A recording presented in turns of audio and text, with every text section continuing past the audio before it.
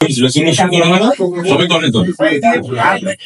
আমি রেজলিউশন প্রতি বছরই করি যে এই বছর বেশি গান করবো।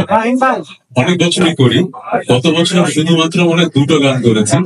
রঙে রঙে রঙিন হব, সুন্দর টিম, অনেক রেসপন্স। গত বছর আরেকটা গান হলিউডে করেছি, খুলে যাবো, দুটো দিয়ে অডিয়েন্সের জন্য। সংখ্যাটা কম ছিল, হ্যাঁ। এই বছর রেজলিউশন করেছে অনেক বেশি গান করবো, বাট এই রেজলিউশনটা এবার পূরণ হবে কারণ অলরেডি 4টা গান হয়ে গেছে, 1-2 মাসের মধ্যে আসবে। এই গান দিয়ে শুরু হলো একটা ধরা মান। আমি যেহেতু সবসময় বলি যে 18 কোটি মানুষের দেশে এক ধরনের গান করলে কিন্তু আপনি সবার ভালোবাসা পাচ্ছেন। আমি একটু ভালোবাসার কাঙাল বলে একটু সব ধরনের গানই করতে চাই। স্যাড রোমান্টিক দিয়ে শুরু হলো, এরপরে একটা ইংলিশ গান আসবে, একটা আপবিট গান আসবে, এবং আপনি যেটা বলেন সিনেমার গান আসবে। অনেকদিন পর সিনেমাতে গান গাচ্ছি। কত বছর হবে ভাইয়া? ছয় দিনে মনে লাস্ট করেছিলাম, যদি একদিনে করেছিলাম, হ্যাঁ 2017-18 দিকে।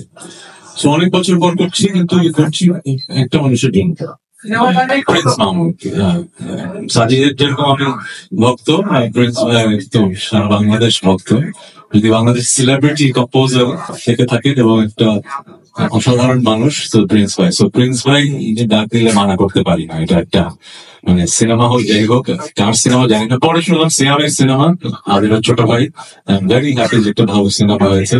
গানটা কিছু গান আছে না, শুনেই গেয়েই মনে হয় যে এবছরের বিগেস্ট গান।